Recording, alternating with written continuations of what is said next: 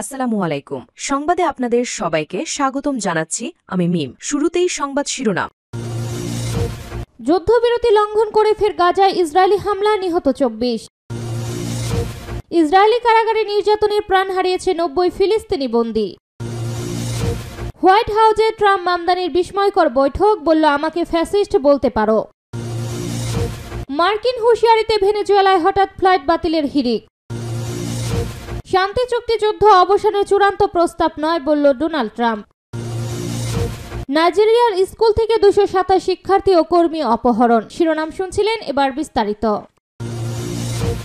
যুদ্ধবিরতি লঙ্ঘন করে ফের গাজায় ইসরায়েলি হামলা, নিহত 24। চলমান যুদ্ধবিরতির মধ্যে ফিলিস্তিনে অবরুদ্ধ গাজায় নতুন করে বিমান হামলা চালিয়েছে ইসরায়েলি বাহিনী। এতে শিশুসহ অন্তত 24 ফিলিস্তিনি নিহত হয়েছে, আহত হয়েছে আরও 87 জন। রোববার 23 নভেম্বর এক প্রতিবেদনে তথ্য জানিয়েছে সংবাদ মাধ্যম আল জাজিরা। প্রত্যক্ষদর্শীরা জানান, শনিবার প্রথম হামলাটি হয় উত্তর গাজা সিটির একটি গাড়িতে। এরপর মধ্যাঞ্চলে দেইর আল বালাহা ও নুসাইরাত শরণার্থী শিবিরেও হামলা হয়। গাজা সিটি রিমাল এলাকায় ড্রোন হামলায় অন্তত 11 জন নিহত ও 20 জন আহত হয়েছে বলে জানিয়েছে আল শিফা হাসপাতালের ব্যবস্থাপনা পরিচালক রামি মোহান্না। এছাড়া দেইর আল বালাহাতে একটি বাড়িতে ইসরায়েলি হামলায় অন্তত 3 জন নিহত হন। নিহতদের মধ্যে একজন নারীও রয়েছে। সেখানে থাকা খালিল আবু হাতাব বলেন, হামলার সময় ভয়াবহ বিস্ফোরণ হয়। গাজার সরকারি গণমাধ্যম কার্যালয় এক বিবৃতিতে বলেন, গত 10 অক্টোবর যুক্তরাষ্ট্রের মধ্যস্থতায় যুদ্ধবিরতি কার্যকর হওয়ার পর থেকে ইসরায়েল অন্তত 497 বার তা লঙ্ঘন করেছে। এসব হামলায় 342 জন বেসামরিক নাগরিক নিহত হয়েছে, যাদের বেশিরভাগই শিশু, নারী ও বয়স্ক।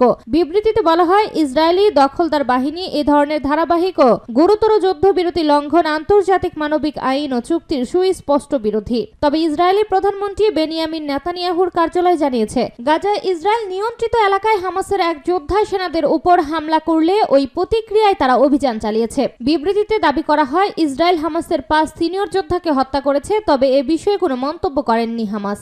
ইসরায়েলি কারাগারে নির্যাতনে প্রাণ হারিয়েছে 90 ফিলিস্তিনি বন্দী। ফিলিস্তিনি বন্দীদের উপর ইসরায়েলের কারাগারে প্রয়োগ করা নির্যাতন, যৌন ও শারীরিক অত্যাচার এবং প্রাণহানির ঘটনা নিয়মিত হয়েছে। এটি কেবল ব্যতিক্রমী নয়, বরং এটি নীতি হিসেবে চলেছে।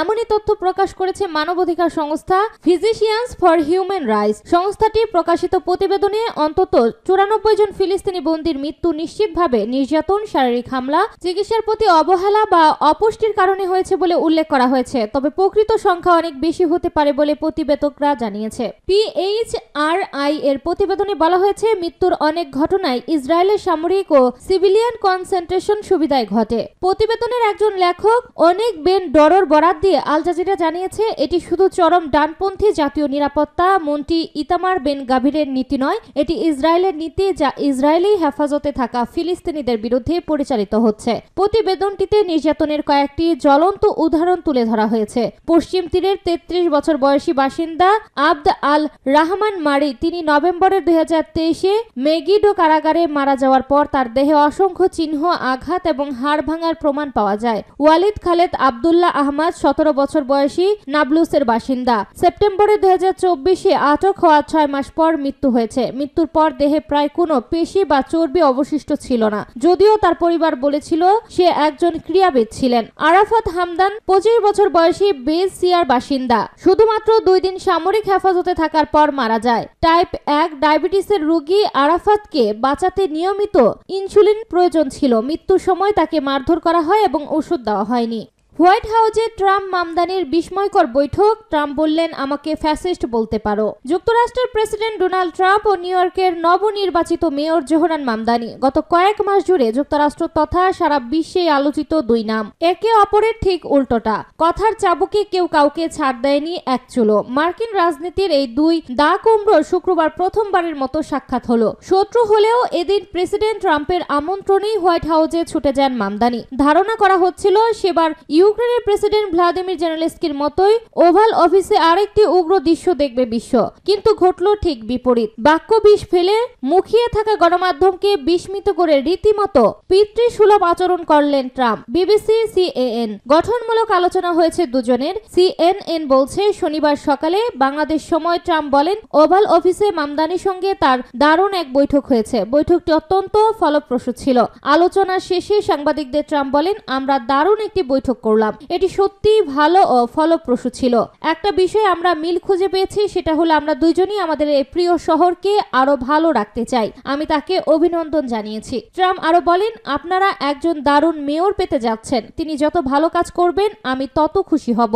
এখানে দলীয় কোনো বিভেদ নেই। আমি মনে করি তিনি কিছু রক্ষণশীল মানুষকে যেমন চমকে দেবেন, তেমনি কিছু অত্যন্ত উদারপন্থী মানুষকেও। বৈঠকে বড় চমকটি উঠে আসে এক সাংবাদিকের প্রশ্নে। নির্বাচনী প্রচারণায় বিভিন্ন সময় ট্রাম্পকে ফেসিবাদী বলেছেন মামদানি। এই সূত্র ধরেই এক সাংবাদিক তাকে প্রশ্ন করেন তিনি এখনো ট্রাম্পকে ফেসিবাদী মনে করেন কিনা। এর জবাবে ডোনাল্ড ট্রাম্প মামদানিকে বলেন, তুমি আমাকে ফ্যাসিস্ট বলতে পারো। মার্কিন হুঁশিয়ারিতে ভেনেজুয়েলায় হঠাৎ ফ্লাইট বাতিলের হিড়িক। ভেনেজুয়েলার আকাশপথে নিরাপত্তাহীনতা বাড়ার আশঙ্কায় একদিন আগেই সতর্কতা জারি করেছিল যুক্তরাষ্ট্র। এরপরই দেশটিতে কেন্দ্র করে আন্তর্জাতিক যাত্রী বহনকারী বিভিন্ন এয়ারলাইন্স দ্রুত ফ্লাইট বাতিল করতে শুরু করে। একই সঙ্গে ভেনেজুয়েলাকে ঘিরে নতুন একটি অভিযানের ইঙ্গিত দিয়েছে ওয়াশিংটন। রোববার 23 নভেম্বর এই তথ্য জানিয়েছে TRT world. Flight tracking site flight radar 24 এবং সিমন বলিভার মাইকেটিয়া আন্তর্জাতিক বিমানবন্দরের ওয়েবসাইট জানায়, শনিবার কারাকাস থেকে ফ্লাইট বাতিল করেছে ব্রাজিলের গোল, কলম্বিয়ার এভিয়াঙ্কা, চিলির লাতাম, ট্রিনিদাদ অ্যান্ড টোবাগোর ক্যারিবিয়ান এয়ারলাইন্স এবং ট্যাপ এয়ার পর্তুগাল। কলম্বিয়ার বিমান নিয়ন্ত্রণ সংস্থা অ্যারোনটিকা সিভিল এক বিবৃতিতে জানিয়েছে, মাইকেটিয়া আকাশপথে নিরাপত্তা পরিস্থিতি অবনতি এবং সামরিক তৎপরতা বৃদ্ধির কারণে যেখানে ফ্লাইট পরিচালনায় সম্ভাব্য ঝুঁকি তৈরি হয়েছে। ট্যাপ এয়ার পর্তুগালও নিশ্চিত করেছে যে তারা শনিবারের পাশাপাশি আসন্ন মঙ্গলবারেও ফ্লাইটও বাতিল করেছে। প্রতিষ্ঠানটি বার্তা সংস্থা রয়টার্সকে জানায়, যুক্তরাষ্ট্রের বিমান কর্তৃপক্ষের তথ্য পর্যালোচনা করে দেখা গেছে ভেনেজুয়েলার আকাশ সীমানায় নিরাপত্তা নিশ্চিত করা যাচ্ছে না। এদিকে স্পেনের আইবেরিয়া জানিয়েছে তারা সোমবার থেকে কারাকাস রুটের ফ্লাইট সাময়িকভাবে স্থগিত রাখবে। তবে শনিবার কারাকাস থেকে মাদ্রিদগামী ফ্লাইটটি যথাযথ সময়ে ছেড়ে গেছে। আইবেরিয়ার এক মুখপাত্র বলেন, কখন এই রুটের ফ্লাইট চালু হবে তা পরিস্থিতি বিবেচনা করে সিদ্ধান্ত নেওয়া হবে। অন্যদিকে কুপা এয়ারলাইন্স ও উইঙ্গো শনিবার মাইকেটিয়া রুটে তাদের নির্ধারিত ফ্লাইট চালু রেখেছে। যুক্তরাষ্ট্রের ফেডারেল এভিয়েশন অ্যাডমিনিস্ট্রেশন তাদের সতর্ক বার্তায় বলেছে, ভেনেজুয়েলা ও এর আশপাশে নিরাপত্তাহীনতা বাড়ছে এবং সামরিক কার্যক্রম বৃদ্ধি পেয়েছে। যে কোনো উচ্চতায় উড়োজাহাজ চলাচলে তাই ঝুঁকির সম্ভাবনা রয়েছে। শান্তি চুক্তি যুদ্ধ অবসানের চূড়ান্ত প্রস্তাব নয় বলল ডোনাল্ড ট্রাম্প। মার্কিন প্রেসিডেন্ট ডোনাল্ড ট্রাম্প বলেছেন, ইউক্রেনের প্রস্তাবিত শান্তি চুক্তি যুদ্ধ অবসানের চূড়ান্ত প্রস্তাব নয়। রাশিয়া ইউক্রেন যুদ্ধ অবসানে যুক্তরাষ্ট্রের শান্তি পরিকল্পনা নিয়ে কিয়েভের মিত্ররা উদ্বেগ প্রকাশ করার পর এমন মন্তব্য করেন তিনি। গত সপ্তাহে ইউক্রেন বা এর ইউরোপীয় মিত্রদের ছাড়াই মার্কিন ও রুশ কর্মকর্তারা প্রস্তাবটির খসড়া প্রস্তাব করেছে।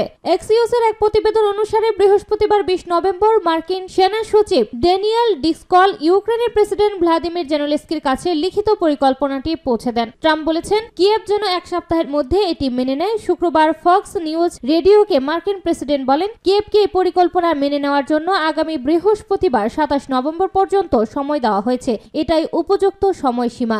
স্থানীয় সময় শনিবার হোয়াইট হাউসে ট্রাম্পের কাছে জানতে চাওয়া হয়, প্রস্তাবিত পরিকল্পনাটি ইউক্রেনের জন্য চূড়ান্ত প্রস্তাব কিনা। জবাবে তিনি বলেন, না, এটি আমার চূড়ান্ত প্রস্তাব নয়। তিনি আরো বলেন, যেভাবেই হোক আমাদের যুদ্ধ শেষ করতে হবে, আমরা এটি নিয়ে কাজ করছি। শনিবার ইউরোপ, কানাডা ও জাপানের নেতারা বলেছেন, মার্কিন রুশ প্রস্তাব নতুন শান্তি আলোচনার ভিত্তি হতে পারে, কিন্তু এতে এখনো অনেক পরিমার্জনা প্রয়োজন। রোববার সুইজারল্যান্ডের জেনেভায় ব্রিটেন, ফ্রান্স, জার্মানি, মার্কিন যুক্তরাষ্ট্র এবং ইউক্রেনের নিরাপত্তা কর্মকর্তারা বৈঠক করবেন বলে জানা গেছে। এই আলোচনায় মার্কিন পররাষ্ট্রমন্ত্রী মার্কো রুবিও ও ট্রাম্পের বিশেষ দূত স্টিভ উইটকপও অংশ নেওয়ার কথা রয়েছে। এদিকে শনিবার G20 সম্মেলনের ফাঁকে ইউক্রেন ইস্যুতে বৈঠকে বসেন ব্রিটিশ প্রধানমন্ত্রী কিয়ার স্টারমার, ফরাসি প্রেসিডেন্ট ইমানুয়েল ম্যাক্রো এবং জার্মান প্রেসিডেন্ট ফ্রিডরিখ মের্জ। এ সময় যে কোনো সমাধানে কিয়েভকে সম্পৃক্ত করার পাশাপাশি ইউক্রেনের সার্বভৌমত্ব নিশ্চিতের উপর জোর দেন তারা। পরবর্তীতে G7 ভুক্ত দেশগুলোর সঙ্গেও বৈঠক করেন তারা। পশ্চিমা দেশগুলো যখন যুদ্ধ থামাতে ব্যস্ত, তখন ইউক্রেন জুড়ে ড্রোন ও ক্ষেপণাস্ত্র হামলা চালিয়ে যাচ্ছে রুশ বাহিনী। কিয়ারসন, দিনিপ্রো, ওডেসা সহ ইউক্রেনের পূর্ব দক্ষিণ অঞ্চলের বিভিন্ন এলাকায় রাশিয়ার হামলায় আবাসিক ভবন, বিদ্যুৎ কেন্দ্র ও অবকাঠামো ক্ষতিগ্রস্ত হয়। নাইজেরিয়ার স্কুল থেকে 227 শিক্ষার্থী ও কর্মী অপহরণ। নাইজেরিয়ার মধ্য অঞ্চলীয় একটি ক্যাথলিক স্কুল থেকে বন্দুকধারীরা 2 শতাধিক মানুষকে অপহরণ করেছে। চলতি সপ্তাহে এটি নাইজেরিয়ার স্কুলের দ্বিতীয় গণ অপহরণের ঘটনা। শুক্রবার নাইজার রাজ্যের পাপিরি এলাকার সেন্ট মেরিজ স্কুলে এই ঘটনা ঘটে। নিরাপত্তা পরিস্থিতির অবনতির কারণে নাইজার রাজ্যের কর্তৃপক্ষ আগেই সেখানকার সব আবাসিক স্কুল সাময়িকভাবে বন্ধের নির্দেশ দিয়েছিল। নাইজেরিয়ার খ্রিস্টান সম্প্রদায়কে নিয়ে কাজ করা সংগঠন খ্রিস্টান অ্যাসোসিয়েশন অব নাইজেরিয়া বলছে, গতকাল ভোরে হামলা চালিয়ে 215 শিক্ষার্থী ও 12 জন কর্মীকে তুলে নিয়ে গেছে বন্দুকধারীরা। সাম্প্রতিক দিনগুলোতে নাইজেরিয়ার নতুন করে সশস্ত্র গোষ্ঠীর হামলার ঘটনা বেড়েছে। গত সোমবার কেব্বির রাজ্যের একটি আবাসিক স্কুল থেকে 20 জনেরও বেশি ছাত্রীকে অপহরণের ঘটনা ঘটে। ছাত্রীদের সবাই মুসলিম বলে বিবিসিকে জানানো হয়েছে। দক্ষিণের কোয়ারা রাজ্যের একটি গির্জাতেও হামলা হয়েছে। ওই গির্জায় ধর্মীয় অনুষ্ঠান চলাকালে হামলা চালিয়ে 2 জনকে হত্যা ও 38 জনকে অপহরণ করা হয়। অনলাইনে ধর্মীয় অনুষ্ঠানটি সম্প্রচার চলছিল। এদিকে বন্দুকধারীরা হামলার ঘটনাকে কেন্দ্র করে তৈরি হওয়া নিরাপত্তা সংকট মোকাবেলায় নাইজেরিয়ার প্রেসিডেন্ট বোলা তিনুবু তার বিদেশ সফর স্থগিত করেছেন। এর মধ্যে দক্ষিণ আফ্রিকায় সপ্তাহান্তে G20 সম্মেলনও রয়েছে। পুলিশ বলছে, শুক্রবার রাতে বৃহস্পতিবার দিবাগত রাত 2টার দিকে সশস্ত্র ব্যক্তিরা সেন্ট মেরিজ স্কুলে হামলা চালিয়ে হোস্টেল থেকে শিক্ষার্থীদের অপহরণ করে। সশস্ত্র ব্যক্তিরা স্থানীয়ভাবে ডাকাত হিসেবে পরিচিত। ঘটনার পর পুরো এলাকা ভয় ও অনিশ্চয়তা ছড়িয়ে পড়েছে। পরিবারগুলো উদ্বেগের সঙ্গে সন্তানদের খোঁজ পাওয়ার অপেক্ষায় আছে। স্থানীয় বাসিন্দা ডিমিনিক আদামো বিবিসিকে বলেন, সবাই ভেঙে পড়েছে। ঘটনাটা সবাইকে পুরোপুরি অবাক করে দিয়েছে। আদামো নামের এক ব্যক্তি বলেন, মানুষ আমাদের দেশের নিরাপত্তা পরিস্থিতি নিয়ে অভিযোগ করছে।